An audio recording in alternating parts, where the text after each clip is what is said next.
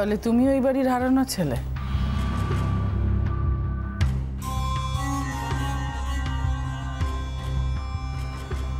আরে কাকন, তুই তো জানতিস, আমাদের জানালি না কেন? আচ্ছা মা, আমি কারোর ব্যক্তিগত জীবন নিয়ে কেন কথা বলতে যাব? কেউ যদি আমাকে বলতে তাহলে হয়তো আমি তোমাদের বলতাম। এই রনি বললো, তোমরা জানতে পারলে, তা না হলে আমার থেকে তোমরা আজও জানতে পারতে না। আচ্ছা, তোমার প্ল্যানটা কি রনি?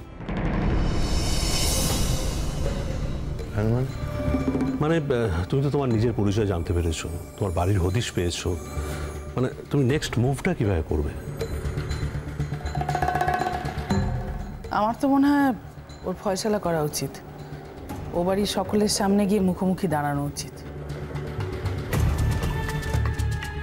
দেখুন, আমি তো ভেবেছিলাম যে সবটা ছেড়েই দেব।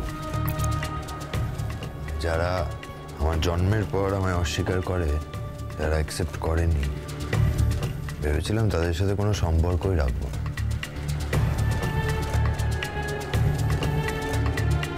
কৌতূহলের বশে শুধু পরিচিতিটা হয়েছে। আসলে আমায় কাকন ইনসিস্ট করে। কাকন একটা কঠিন সময় আমার পাশে এসে দাঁড়িয়েছে। আমায় বুঝিয়েছে যে আমি যেন নিজের অধিকার না ছাড়ি, নিজের পাওনাটা বুঝে নি। আর সবচেয়ে বড় কথা, ওদেরও তো বুঝতে দিতে হবে যে ওরা অন্যায় করেছে। বোঝাবো না? কারণ কাকন আমায় বলেছে যে অন্যায় করে সে যতটা দোষী, যে অন্যায় সহ্য করে সেও ততটাই দোষী। ওরা অন্যায় করছে সেটা চোখে আঙুল দিয়ে আমি যদি দেখিয়ে না দিতে পারি, তাহলে তো আমিও অপরাধী, তাই নয়?